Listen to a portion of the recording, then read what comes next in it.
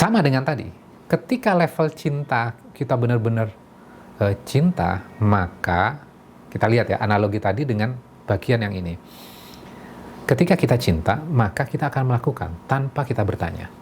Dan kita melakukan itu dengan perasaan berbahagia. Assalamualaikum warahmatullahi wabarakatuh. Para sahabat Quran sekalian, insya Allah kita akan mengkaji di dalam surat Al-Hujurat. Kita akan belajar satu bagian di dalam sebuah surat. Jadi kita tidak keseluruhan membahas tentang satu ayatnya, tapi kita akan mengambil satu bagian di dalam sebuah ayat. Dan ayatnya adalah ayat ke-7 dalam surat Al-Hujurat. Tentunya untuk mempelajari ayat ini kita butuh banyak referensi dan kita butuh banyak melakukan sebuah pendalaman ya, sehingga kita benar-benar bisa memahami ayat ini. Dan insya Allah setelah kita memahami ayat ini akan membuat kita naik level untuk meningkatkan keimanan kita.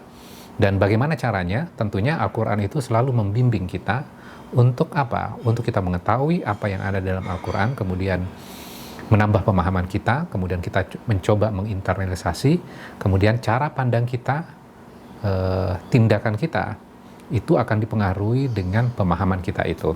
Mudah-mudahan kita bisa naik kelas lagi. Saya baca dulu ayatnya. A'udzubillahi minasyaitonirrajim. Bismillahirrahmanirrahim. Walakinnallaha habbaba ilaikumul imana wa zayyanahu fi qulubikum. Akan tetapi Allah menjadikan kamu cinta kepada keimanan dan menjadikan iman itu indah di dalam hatimu. Kalimatnya luar biasa. Ayat ini ayat yang luar biasa. Supaya mudah, saya berikan sebuah ilustrasi seperti ini. Saya punya teman. Dia jalan-jalan ke luar negeri dan dia mencintai seseorang.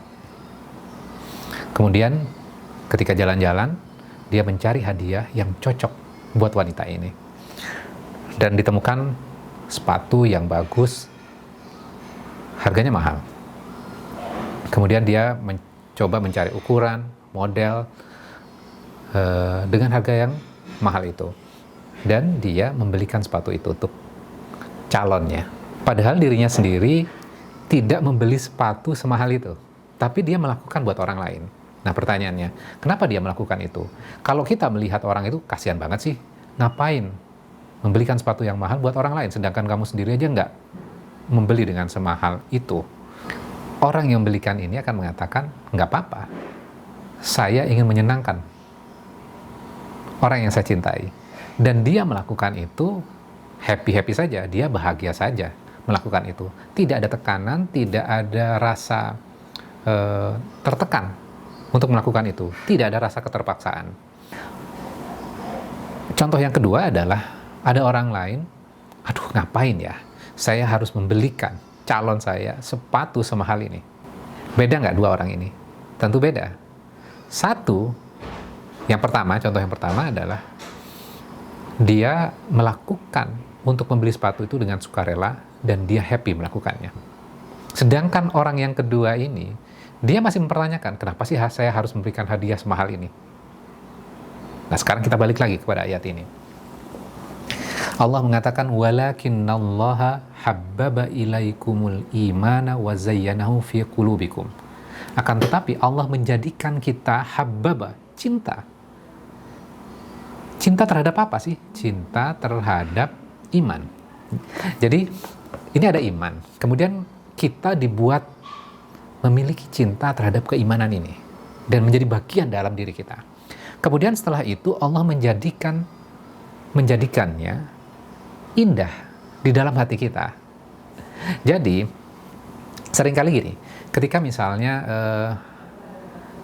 kalau kita belajar agama ada kewajiban, kemudian ini boleh, ini tidak boleh, ada sebuah larangan juga. Kemudian akhirnya kita bertanya, kenapa sih saya harus meninggalkan sesuatu yang saya suka? Saya suka itu, tapi kenapa Islam tidak membolehkannya? Contoh sederhananya misalnya gini, supaya lebih real. Kalau anak muda gitu ya, pacaran, kemudian berpegangan tangan, itu kan sesuatu yang menyenangkan, sesuatu yang menggelorakan jiwa. Tapi kenapa sih Islam itu tidak boleh hal seperti itu? Bukankah itu membuat kita senang, membuat kita happy?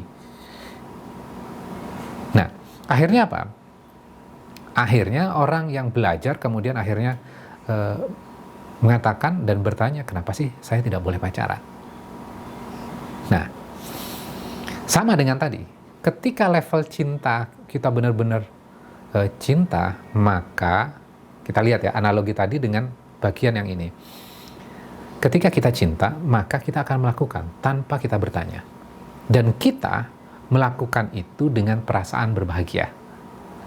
Tapi ketika misalnya kita masih bertanya, maka level cinta kita mungkin belum 100%. Artinya ada ruang untuk kita untuk meningkatkan keimanan kita. Kan gitu poinnya. Nah, pertanyaan berikutnya, boleh nggak sih sebenarnya kita bertanya, kenapa sih kita tidak boleh ini? Kenapa sih kita harus seperti itu? Boleh nggak bertanya seperti itu? Tentu boleh. Dalam Islam boleh bertanya seperti itu. Tujuannya apa? Untuk meningkatkan keimanan kita. Supaya kita paham, supaya kita ngerti. Sehingga kita akhirnya, oke, saya mau melakukan itu dengan sukarela. Oke, saya tidak mau pacaran misalnya. Dengan happy saja. Sedangkan orang lain mempermasalahkan, dia nggak masalah, saya senang kok dengan apa yang saya lakukan sekarang. Yang tidak boleh adalah kita mempertanyakan. Beda ya, kalau mempertanyakan itu beda dengan kita bertanya. Kalau bertanya kan goalnya adalah kita pengen tahu, kenapa sih? Tapi kalau mempertanyakan, itu intensinya, itu sudah negatif. Mudah-mudahan setelah kita memahami ini, ada rasa cinta pada diri kita dan kita merasa bahagia dengan cinta itu. Jadi ketika kita melakukan apapun yang diperintahkan Allah di dalam Al-Quran, yang sudah digariskan oleh Rasulullah, maka kita melakukannya dengan bahagia, senang, tidak ada tidak ada beban pada diri kita. Demikian, mudah-mudahan hal ini bisa menginspirasi kepada kita semua. Demikian, wassalamualaikum warahmatullahi wabarakatuh.